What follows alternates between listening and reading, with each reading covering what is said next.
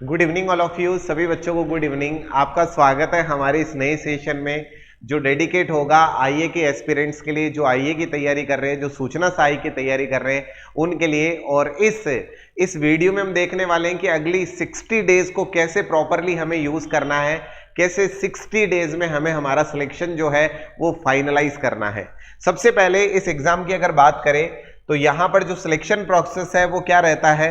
तो अगर selection process की बात करें तो हमें सबसे पहले यहाँ पर जो है वो रिटन एग्जाम देना होगा। रिटन एग्जाम के बाद स्किल टेस्ट और उसके बाद डॉक्यूमेंट वेरिफिकेशन।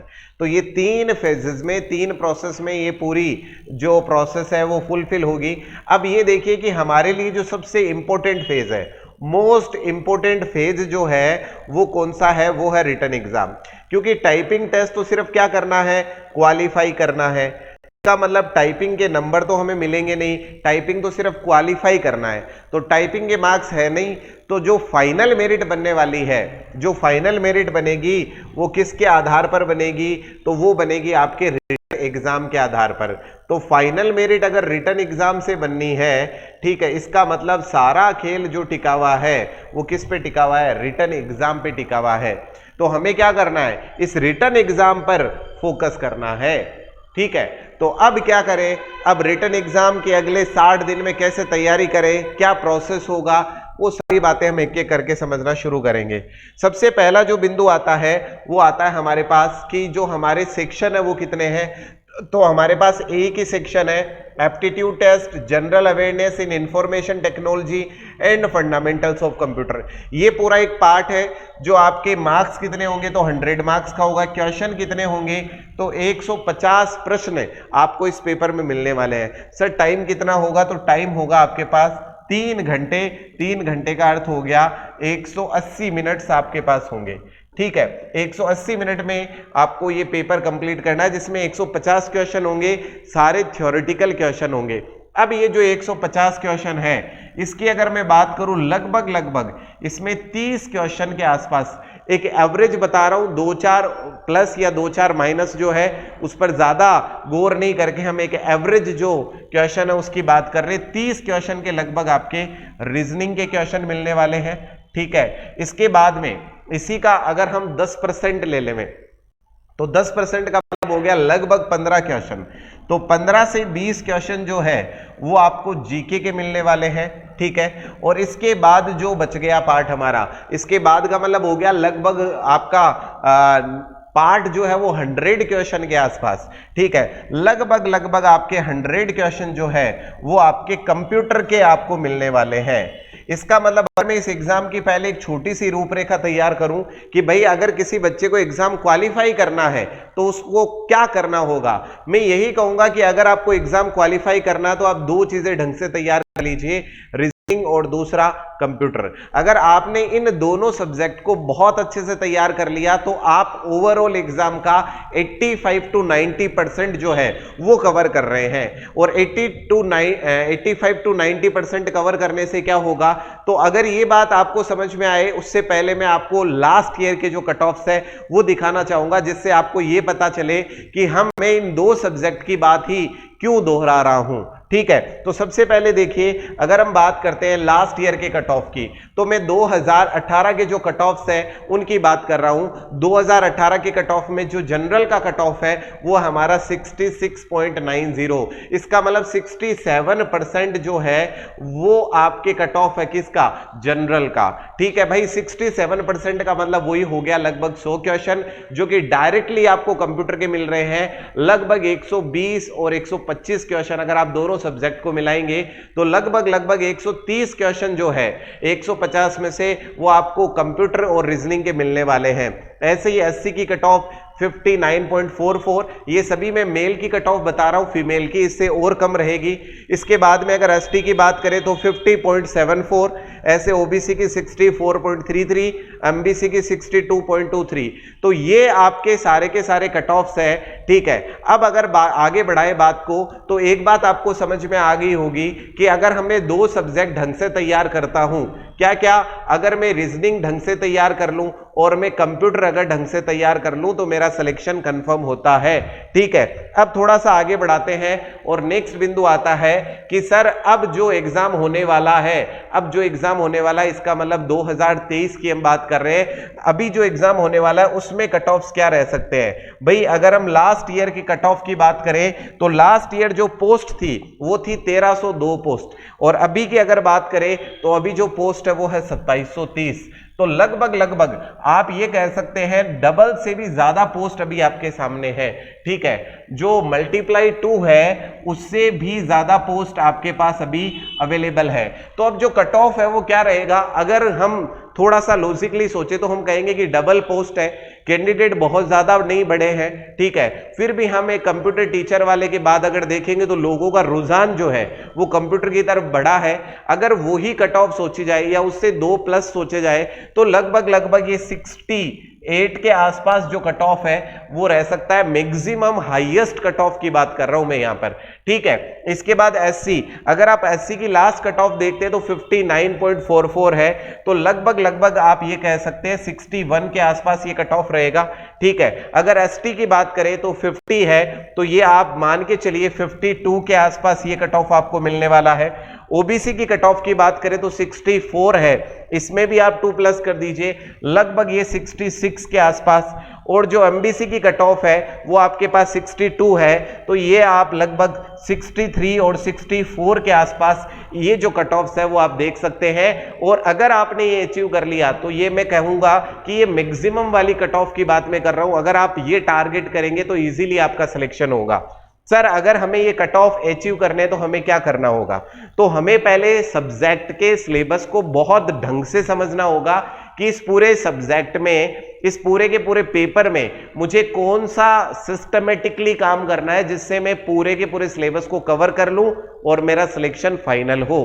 तो इसमें देखिए सबसे पहले अगर सिलेबस की बात करें तो आईए का जो 20% सिलेबस है, आईए का जो 20% सिलेबस है उस 20% सिलेबस में दिया हुआ है एप्टीट्यूड टेस्ट। आप इस एप्टीट्यूड टेस्ट को ही कह देते हैं रीजनिंग। ठीक है, इस रीजनिंग में भी क्या है तो प्रॉब्लम सॉल्विंग है इसमें। ठीक है, इसमें डीआई डाटा इंटरप्रिटेशन है, डेटा सफिशिएंसी है, ठीक है, लॉजिकल रीजनिंग है, मेंटल एबिलिटी है और एनालिटिकल रीजनिंग। ऑलमोस्ट आप ये कह सकते हैं कि रीजनिंग के लगभग जो 16 से 18 बेसिक चैप्टर्स है वो सारे के सारे चैप्टर इसमें है। ठीक है, तो ऐसे मान के चलिए एक तो आप मैथमेटिक्स का चैप्टर जो है परसेंटेज वाला अगर ढंग से तैयार करेंगे तो आपके डेटा इंटरप्रिटेशन डीआई हो जाएगा, बाकी पूरा का पूरा आपको रीजनिंग तैयार करना है। अगर आप ये तैयार करेंगे तो पेपर का 20% पोर्शन आप तैयार कर रहे हैं। 20% पोर्शन का मतलब हो गया नियर 30 क्वेश्चन आपके। ठीक है, तो लगभग ये 25 भी हो सकता है और ये 35 भी हो सकता है। एक एवरेज में आपको बता रहा हूं कि लगभग 25 से 30 क्वेश्चन जो है वो आपके रीजनिंग के होंगे। और इनमें से आप अगर सिंपली मैं अगर पूरी बात को रखूं तो आपको कंप्लीट रीजनिंग जो है वो तैयार करनी है, कंप्लीट रीजनिंग जो है वो आपको तैयार करनी है। और ये कंप्लीट रीजनिंग जो है आप देखेंगे हमारा जो बेच चल रहा है अभी उसमें हम सारे के सारे जो चैप्टर्स है रीजनिंग के वो लेके चल रहे हैं। अगर आप बेच ज्वाइन करना चाहते हैं तो आप एप्लीकेशन इंस्टॉल करें सक्सेस आइकन, और सक्सेस आइकन पे आपको ये चीज, ये पूरा बेच बहुत कम कॉस्ट में मिल जाएगा। ठीक है, सिर्फ 1500 रुपए में आपको ये कंप्लीट बैच मिलेगा, जिसमें रीजनिंग की क्लासेस होगी, जिसमें इंग्लिश जो आपके कंप्यूटर है उसकी क्लासेस होगी, आपके जीके की क्लासेस होगी और बहुत ही शॉर्ट एंड स्वीट टाइप से पूरा डेटा होगा। नियर 90 क्लासेस में आपके तीनों सब्जेक्ट जो है उनका कंक्लूजन हम निकालने की कोशिश करेंगे। ठीक है भाई, तो ये तो बात होगी हमारे 20% की। फिर आगे चलते हैं, अगला आता है हमारा 80%। 80% क्या है? 80% हमारा जो पार्ट है वो है general awareness in information technology and fundamentals of computer. ये आपका 80% पार्ट है, इसमें जीके भी इंक्लूड है। ठीक है, तो अब अगर इस 80% वाले पार्ट की बात करें, जो गेम चेंजिंग है वो है आपका आईटी वाला सेगमेंट। ठीक है, अब इसमें टोटल 9 यूनिट में ये डिवाइड है। टोटल यूनिट जो इसमें वो है लगभग 9 यूनिट, और 9 यूनिट में क्या क्या चीजें हैं, किस तरह से उनको पढ़ना है, और हम बात कर रहे हैं कि अगले 60 दिन में कैसे तैयार करें। अगर आप एक यूनिट को 5 दिन भी देते हैं, ढंग से एक यूनिट तैयार कर रहे हैं, इसका मतलब एक महीने में 6 यूनिट तैयार होती है। अगर आप एक यूनिट को 5 दिन देते हैं और आप ये सोचते हैं कि मैं 5 डेज में एक यूनिट कंप्लीट करूंगा, इसका मतलब एक मंथ में कितनी होगी, इसका मतलब एक मंथ में आप 6 यूनिट तैयार कर रहे हो बहुत अच्छे से विथ एमसीक्यू। ठीक है, चलो मान लेते हैं एमसीक्यू आप नहीं लगा रहे हो, सिर्फ आप अच्छे से सिर्फ यूनिट को पढ़ रहे हो, तो आराम से 5 दिन में एक यूनिट तैयार कर सकते हो। और वैसे किसी चीज की लिमिट नहीं है। आपको लगे कि सर आपको नहीं पता, जब मैं सी पढ़ता हूं तो मुझे सर उसमें 1 महीना चला जाता है, वो आप पे टिका हुआ है। अगर आप बहुत सिस्टमेटिकली पढ़ेंगे तो बहुत समराइज और शॉर्ट डेटा में आपका काम चल जाएगा। तो यहां पर एक महीने में 6 यूनिट, तो हमारे पास टोटल यूनिट कितने हैं, टोटल यूनिट हमारे पास है सर 9, और 9 यूनिट को करने के लिए हमें चाहिए 45 डेज। तो मैं आपको कह रहा हूं 60 डेज का एक स्ट्रेटेजी प्लान करिए आप। 45 डेज में अगर आपने कंप्यूटर इस सेगमेंट को तैयार कर लिया तो 15 दिन जो बचे हुए हैं, उस 15 दिन में हम क्या करने वाले हैं, हम पढ़ने वाले हैं रीजनिंग। ठीक है, तो 15 दिन में हम क्या कर सकते हैं, रीजनिंग तैयार कर सकते हैं। और ये 60 डेज में हम जीके वाले पोर्शन को बिल्कुल साइड में रख के चल रहे हैं। हम जीके में सिर्फ करंट अफेयर वाला डेटा पढ़ेंगे, क्योंकि इस एग्जाम में माइनस मार्किंग नहीं है। क्या नहीं है, माइनस मार्किंग नहीं है। तो इसलिए हम बहुत ज्यादा जीके पे काम नहीं करके जो हमारा करंट अफेयर का पार्ट है उस पे थोड़ा सा काम करेंगे। लास्ट 6 to 8 मंथ का हम जो करंट अफेयर है वो देखेंगे। तो इसलिए वो ऐसा क्यों कर रहे हैं हम, क्योंकि जीके के जो स्टैटिक जीके के क्वेश्चन है वो बहुत कम आने वाले हैं, तो उसके लिए हम बहुत ज्यादा टाइम स्पेंड नहीं करेंगे। हम एक सिस्टम के साथ, प्रॉपर एनालिसिस के साथ तैयारी करेंगे ताकि कम समय में हमारा सिलेक्शन हो जाए। अब इसके बाद आगे बढ़ाते हैं, जो नेक्स्ट आपके यूनिट वाली बात चालू होती है। यूनिट 1 में क्या है, तो general knowledge and current affair relating to India and Rajasthan. जैसे मैंने आपको कहा कि 5 दिन आपको देने हैं, इस 5 दिन में आप करेंगे क्या, आप लास्ट 6 मंथ का जो मुमल है वो आप उठाएंगे और लास्ट 6 मंथ का आप मुमल पढ़ेंगे। बस हम करंट जीके वाला पार्ट ही सिर्फ देखने वाले हैं 5 दिन में। ठीक है, और ये 5 दिन के बाद जब हमारा एक रोटेशन कंप्लीट हो जाएगा, पूरा सिलेबस कंप्लीट हो जाएगा, हम फिर से इन्हीं के रिवीजन लगाना चालू करेंगे। तो इस पूरे पार्ट में हम सिर्फ करंट अफेयर वाला जो पार्ट है, ठीक है, उसी को देखने वाले हैं, ना कि हम जनरल नॉलेज देखने वाले हैं। क्योंकि ये वाला सेगमेंट बहुत बड़ा है, क्वेश्चन बहुत कम आएंगे, तो हम इस पे ज्यादा फोकस नहीं करेंगे। हम यहां पर इस यूनिट में काम जो करेंगे वो करेंगे अपन करंट अफेयर्स पे। तो पहली यूनिट में 5 दिन जो है उसमें कैसे काम करना है तो मैंने आपको बता दिया। आपको 6 मंथ का जो करंट है उसके जो मेन इंपॉर्टेंट पार्ट्स है वो आपको निकालने हैं। इसके बाद फिर आगे चलते हैं। नेक्स्ट आता है हमारे पास यूनिट नंबर 2। इसमें लिखा हुआ है major developments in the field of information technology.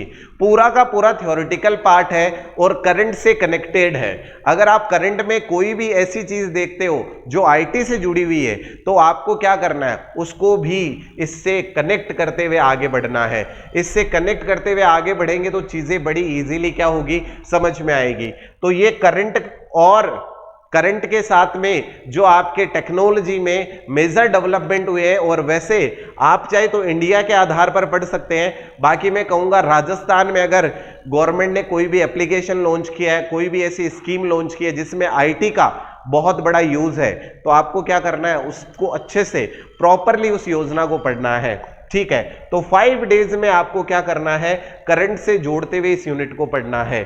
ठीक है, तो आराम से ये 10 दिन में ऑलमोस्ट करंट का आपका काम हो जाएगा। और ये जो मेजर डेवलपमेंट्स है इसका आपको सेपरेटली वीडियो मिलेगा मेजर डेवलपमेंट का, उसके थ्रू आप सारे मेजर डेवलपमेंट को एक साथ पढ़ लेंगे।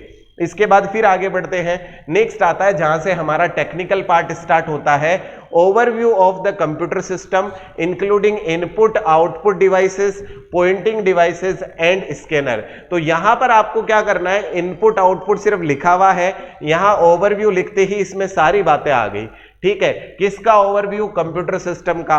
तो इसमें इनपुट आउटपुट भी है, स्टोरेज भी है, मेमोरी भी है, एवरीथिंग जो डिवाइसेस से जुड़ी जो आपका फंडामेंटल पार्ट है वो पूरा का पूरा इसमें है। क्योंकि ये वाला पार्ट आपने पहले भी बहुत बार पढ़ा है, इनपुट डिवाइसेस क्या होते हैं, आउटपुट डिवाइसेस क्या होते हैं, तो कहीं ना कहीं इस पार्ट के बारे में आप पहले से बहुत अच्छे से जानते हैं। तो 5 डेज में आप क्या करेंगे, इसके रैपिड रिवीजन जो है वो लगाएंगे 5 डेज में ढंग से, इसका एक एक पार्ट, एक एक डिवाइसेस के बारे में, उसके इंफॉर्मेशन, ट्रैक सेक्टर क्या होते हैं, स्टोरेज क्या होती है, मेमोरी क्या होते हैं, रैम रोम क्या है, पूरा डिटेल से आप इसको देखेंगे। इसके बाद में फिर आगे बढ़ते हैं नेक्स्ट यूनिट के लिए। हमारा नेक्स्ट यूनिट आता है इंट्रोडक्शन टू ऑपरेटिंग सिस्टम। अब यहां से चीजें थोड़ी सी आपको लेवल अप करना होगा, और यहां पर आप ये मान सकते हैं कि ये पूरा यूनिट जो है, अगर ऑपरेटिंग सिस्टम को यहां से निकालकर यूनिट 1 में, यूनिट 3 में रख दिया जाए, तो जो 4th नंबर यूनिट है वो पूरा का पूरा है MS ऑफिस। ठीक है, यहां पर आप देख रहे हो वर्ड प्रोसेसिंग यानी कि MS वर्ड, स्प्रेडशीट यानी कि MS एक्सेल, प्रेजेंटेशन यानी कि MS पावर पॉइंट, और DBA सॉफ्टवेयर यानी कि MS एक्सेस। तो ये पूरा का पूरा जो यूनिट है वो आपके ऑफिस का है, MS ऑफिस का पूरा यूनिट है।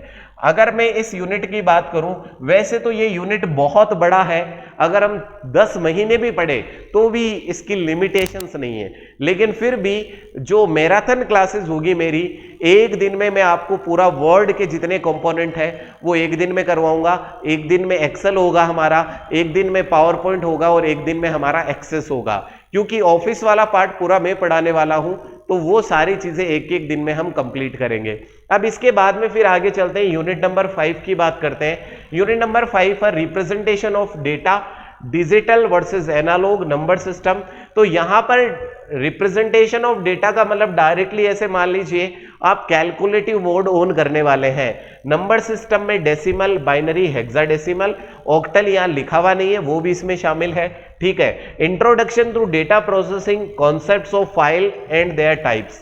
फाइल और टाइप्स ये तो बहुत छोटा सा चैप्टर होगा, बाकी जो चीजें हैं, क्योंकि जैसे कि लोग कहते हैं कि भाई ये छोटा कैसे हो सकता है सर, ये 5 दिन में कैसे हो सकता है। मैं फिर आपको कह रहा हूं कि अगर आप किसी चीज के ये सोच के पढ़ रहे हैं कि मुझे इसमें मास्टरी करनी है, तो भाई उसकी कोई लिमिट नहीं है, आप कितने भी टाइम तक उसे पढ़ते जा सकते हो और पढ़ते रहो, वो कभी खत्म ही नहीं होगा।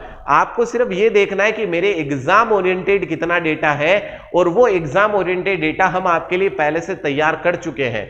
आपको सिर्फ हमारे द्वारा जो डेटा प्रोसेस करके आपको दिया जा रहा है, आपको सिर्फ उसी पे काम करना है। आपको कोई ऐसे सोचने की जरूरत नहीं है कि मुझे क्या छोड़ना है, क्या पढ़ना है। जो हमने पढ़ा है, जिस सिस्टम से पढ़ा है, हम उसी को फॉलो कर रहे हैं। ठीक है, तो कॉन्टिन्यूसली 13-18 कंप्यूटर टीचर जो ये प्रोसेस हमने फॉलो किया है, कॉन्टिन्यूसली सिलेक्शंस लिए हैं, इसमें जो डेटा हमारे पास है हम डायरेक्टली वही डेटा आपको दे रहे हैं। ठीक है, तो ये यूनिट नंबर 5 है। इसमें नंबर सिस्टम अगर आप ऑनेस्टली देखेंगे तो 4 घंटे में नंबर सिस्टम का ऑलमोस्ट डेटा आपका तैयार हो जाएगा।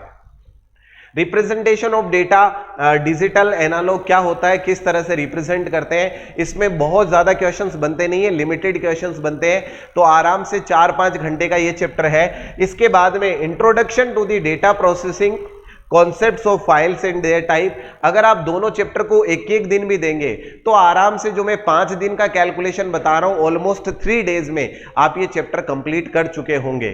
ठीक है, इसके बाद में फिर आगे बढ़ते हैं। अब नेक्स्ट चैप्टर आता है यूनिट नंबर 6। यूनिट नंबर 6 जो है वो थोड़ा सा बड़ा है, तो जैसे मैंने अभी बोला कि आपको 3 डेज यहां पर लग रहे हैं, तो वो 2 दिन आप इधर दीजिएगा ताकि आप बेहतर तरीके से काम कर पाए। Introduction to internet technology, protocol, LAN MAN वेन, सर्च सर्विसेज यानी कि search engines, introduction to online offline messaging. जितने बड़े आपको नाम दिख रहे हैं, इनमें मोस्ट ऑफ द टाइम वही सारी चीजें जो आप रूटीन में यूज कर रहे हैं। मैसेजिंग क्या होता है, किस तरह से होता है, वो सारी चीजें वही है जो आप रूटीन में यूज कर रहे हैं। तो इनको समझना बड़ा आसान है। वर्ल्ड वाइड वेब ब्राउजर्स क्या होते हैं, वेब पब्लिशिंग क्या होती है, थोड़ा सा फैक्ट वाले डेटा है जो आपको याद रखने हैं, क्रिएशन और मेंटेनेंस ऑफ वेबसाइट क्या है, HTML इंटरेक्टिविटी टूल्स, मल्टीमीडिया और graphics, voice mail, video conferencing, introduction to e commerce. तो ये जितने भी चैप्टर यहाँ दिख रहे हैं ऑलमोस्ट ऐसे चैप्टर हैं जिनको हम रूटीन में रोजमर्रा की जिंदगी में जो हम एप्लीकेशन यूज करते हैं, जो हम ई कॉमर्स की वेबसाइट यूज कर रहे होते हैं, वही सारी चीजें आपको यहाँ पर मिलने वाली है। ठीक है, तो बहुत सारा डेटा ऐसा होगा जो आपको पढ़ने पर ये लगेगा हाँ भाई मैं इसके बारे में पहले से जानता हूं। ठीक है, तो वो पढ़ना थोड़ा इंटरेस्टिंग हो जाएगा। फिर आप उसके बारे में नई चीजें थोड़ा सा फैक्ट पढ़ेंगे कि भाई फ्लिपकार्ट है तो फ्लिपकार्ट को चला कौन रहा है, अमेजन है तो अमेजन को चला कौन रहा है, अमेजन कहाँ की कंपनी है, किस तरह से काम करती है।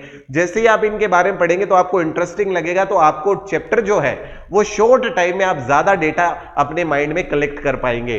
तो इजीली इस चैप्टर को आप 5 to 6 डेज में आराम से कर पाएंगे। इसके बाद में नेक्स्ट यूनिट की तरफ चलते हैं। अगला यूनिट आता है सिक्योरिटी। अगर आप अच्छे से इंटरनेट वाले चैप्टर को पढ़ेंगे तो कहीं ना कहीं बहुत सारी चीजें वहीं पर आपको मिल जाएगी। फिर अगर कुछ बच गया तो अपन एक बात कह देते हैं कि भाई यूनिट नंबर 6 का मतलब वायरस से है।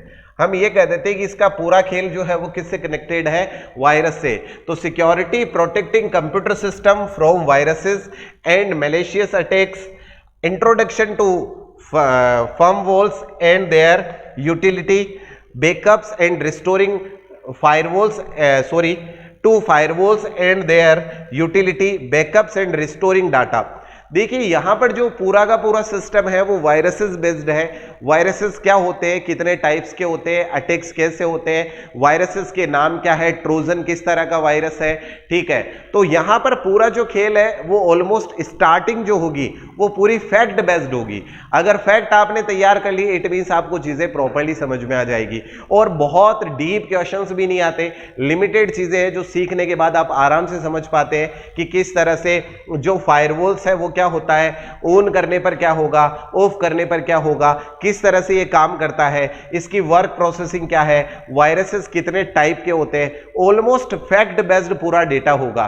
तो आप आराम से 2 से 3 दिन में इस चैप्टर को बहुत ढंग से तैयार कर पाएंगे।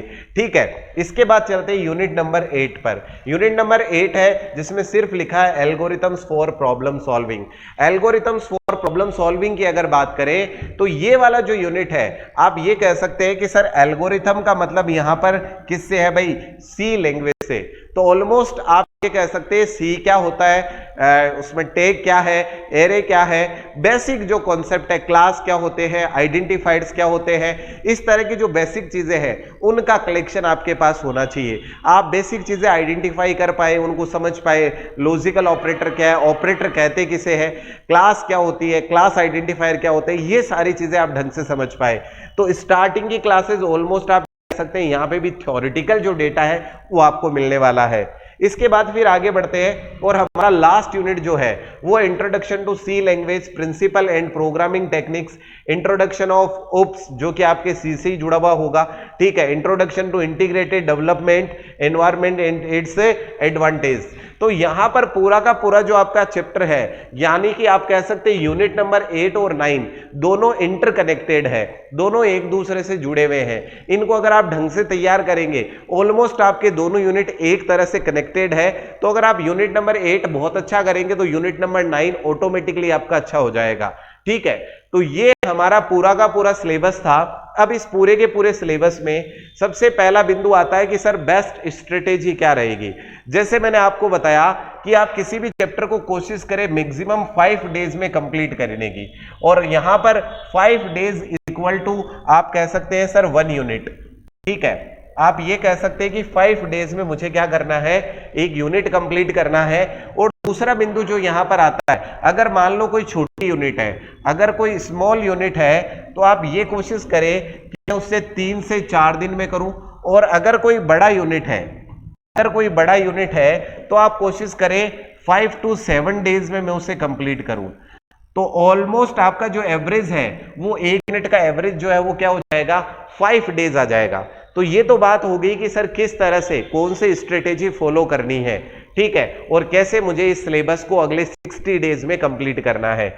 अब अगला बिंदु जो है वो आता है how to check preparation level, कैसे पता चलेगा मेरी प्रिपरेशन का लेवल क्या है? देखिए, दो चीजें हैं। अगर आप बात करते हैं टेस्ट पेपर की, तो टेस्ट पेपर में आप कोई भी हिंदी का टेस्ट पेपर उठाएंगे तो बहुत ज़्यादा क्रिटिकल वर्ड्स आपको उसमें मिलेंगे, आप प्रॉपर एनालिसिस उसका नहीं कर पाएंगे। तो जो भी आपको टीचर के द्वारा जो भी टेस्ट अपलोड हो रहे हैं, टीचर के द्वारा जो भी टेस्ट अपलोड किए जा रहे हैं, टीचर के द्वारा जो भी टेस्ट अपलोड किए जा रहे हैं, आप उनको अटेम्प्ट करें और अटेम्प्ट करके अपनी जो प्रिपरेशन है उसके लेवल को चेक करें। जो भी टीचर आपको कोर्स में आपके टेस्ट प्रोवाइड करवा रहा है, उन टेस्ट पेपर को अटेम्प्ट करके आप ऑब्जर्व करें कि भाई जो मेरी प्रिपरेशन है वो किस तरह की है। ठीक है, तो ये बेस्ट मेथड होता है। ये एक तरीका हो गया अगर से आपने कोर्स ले रखा है। अगर आपने कोर्स नहीं ले रखा है तो आप क्या कर सकते हैं, इंटरनेट पे बहुत सारी MCQ की वेबसाइट होगी, वहां पर जाकर भी आप चैप्टर वाइज MCQ लगाकर भी अपने नॉलेज को, अपने प्रिपरेशन का जो लेवल है उसको क्या कर सकते हैं, चेक कर सकते हैं। तो ये हमारे पास मेथड है कि प्रिपरेशन को कैसे चेक करना है, कौन सा मेथड फॉलो करना है। तो ये कुछ तरीके थे जिसके द्वारा हम क्या कर सकते हैं, हमारा जो प्रिपरेशन लेवल है उसको भी हम चेक कर सकते हैं। आई विश इस वीडियो में आपको आईए से जुड़ी हुई सभी बातें बहुत अच्छे से समझ में आ गई होगी, बहुत अच्छे से आपको पता चल गया होगा कि मुझे कैसे प्रिपरेशन स्टार्ट करनी है, कैसे प्रिपरेशन को कंटिन्यू करना है। अगर इसके बावजूद अगर आपके कोई डाउट रहता है तो आप कमेंट बॉक्स में उस डाउट को मेंशन करें। मिलते हैं नेक्स्ट वीडियो में। Thanks a lot.